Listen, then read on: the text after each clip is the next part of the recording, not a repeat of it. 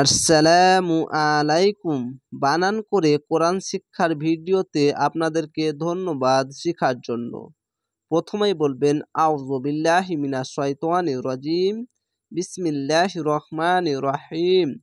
কফ আলিফ জবর ক, লাম দাল পেশ লুদ, কলুদ, আইন পেশ উ, কলুদ উ। এটি কলকলা, কালারগুলো দেখবেন এটি কলকলা। জাবারের পরে খালি আলিফ এক আলিফ টান, যেখানেই দেখবেন জাবার আর খালি আলিফ থাকলে এক আলিফ টেনে পড়তে হবে। প্রত্যেকবার বলবো না, যেখানে যেখানে থাকবে সেখানে সেখানে টেনে টেনে পড়বেন। কলুদউ, লাম যাবার লা, নুন আলি যাবার না, লা না। রবা যাবার রব্বা, যাবার বা রব্বা, কাব যাবার কা, রব্বা কা। ইয়া পেশ ইউ, বা ইয়া যাবার বাই, ইউ বাই ইয়া, লাম যার ইল, ইউ বাই ইল। লাম যাবার লা, নুন আলি যাবার না, লানা।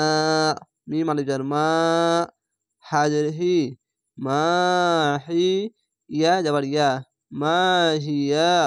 এখানে লাম আছে, এখানে অনেক সবাই অক্ফ করে নেয় বা থেমে যায়। আপনারা লামে থামবেন না, মিলিয়ে পড়বেন। এখানে না থামা ভালো। হামজা নুনজের ইন, নুন লাম যাবার নাল, ইন্নাল। এটি হচ্ছে গুন্না হবে, এটি হচ্ছে ওয়াজিব গুন্না, ইন্নাল। এভাবে গুন্না হবে। বা যাবার বা, কফ যাবার ক, বা ক, র যাবার র, বা ক র। তা যাবার তা, সিন খাড়ি যাবার সা, তাসা। বা যাবার বা, তাসা বা। হা যাবার হা, তাসা বা হা। খাড়ো যাবার, খাড়ো জের এবং উল্টা পেশ যদি থাকে তাহলে টেনে টেনে এক আলিফ টেনে টেনে পড়বেন। তাশাবাহা। আইন যাবার আ, লাম ইয়ে যাবার লাই, আলাই। নুন আলি যাবার না, আলাই না। এখানে ত আছে, এখানে থামা ভালো, এখানে ওয়াকফ করবেন। ওয়া যাবার ওয়া, হামজা নুনজের ইন, ওয়া ইন। নুন আলি যাবার না, ওয়া ইন্না। একটি হচ্ছে ওয়াজিব গুন্না, আর এই চিকন চিহ্নটি আছে, এর নাম হচ্ছে মাদ্দে আরজি। 3 আলিফ টেনে পড়তে হবে, চিকন চিহ্ন যেখানে সেখানে 3 আলিফ টেনে পড়তে হবে। এরকম ভাবে ওয়া ইন্না। হামজা নুনজের ইং, সিন আলি যাবার সা, ইনসা। এখানে ইকফা গুন্না, এই নুনটিকে বাংলা অনেস্কারের মতো উচ্চারণ করতে হবে। ইনসা। এই মোটা চিহ্ন 4 আলিফ টেনে পড়তে হবে। এটি 3 আলিফ টেনে, এই মোটা চিহ্নটি 4 আলিফ টেনে। এর নাম হচ্ছে মাদ্দে লাজিম, 4 আলিফ টেনে পড়তে হবে।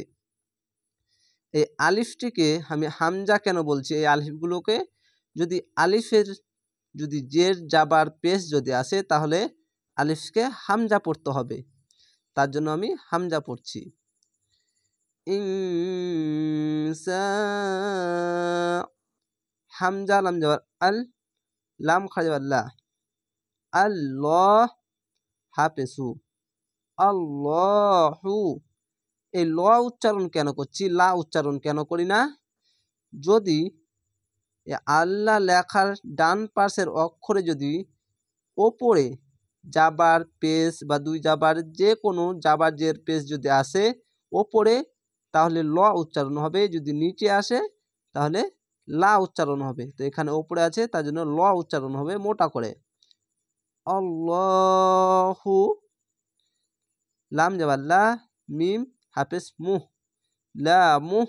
তা যাবার তা, লা মুহ তা, দাল হাফেজ দু, লা মুহ তা দু। নুন যাবার না, লা মুহ তা দু না। এখানে যদি থামেন তাহলে এই না উচ্চারণ না হয়ে এরকম হবে, লা মুহতাদুন। 3 আলিফ টেনে পড়তে হবে। পেশের পরে ওয়াও সাকিন এক আলিফ টান, আর এই সাকিনটা নুনের উপর দিয়ে 3 আলিফ টেনে পড়তে হবে। যদি থামেন তাহলে, ওয়াকফ করেন বা থামেন তাহলে এইভাবেই কোরআন পড়তে হবে এবং টেনে টেনে পড়তে হবে এবং গুণনা করে পড়তে হবে। আমি দেখেন একটিবার এখান থেকে পড়ছি কিভাবে গুণনা হবে।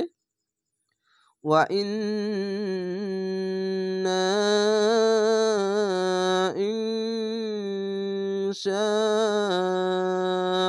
ইনশাআল্লাহু লামুহতাদুন। এরকম ভাবে প্র্যাকটিস যত করবেন ততই শিখতে পারবেন। তাহলে ভালো থাকেন, সুস্থ থাকেন। যদি আমার চ্যানেলটি যদি নতুন হয়ে থাকেন তাহলে অবশ্যই সাবস্ক্রাইব করবেন। যদি ভিডিওটি ভালো লাগে একটি লাইক দিবেন। পরবর্তীতে আবার দেখা হবে। ভালো থাকেন, সুস্থ থাকেন। আসসালামু আলাইকুম।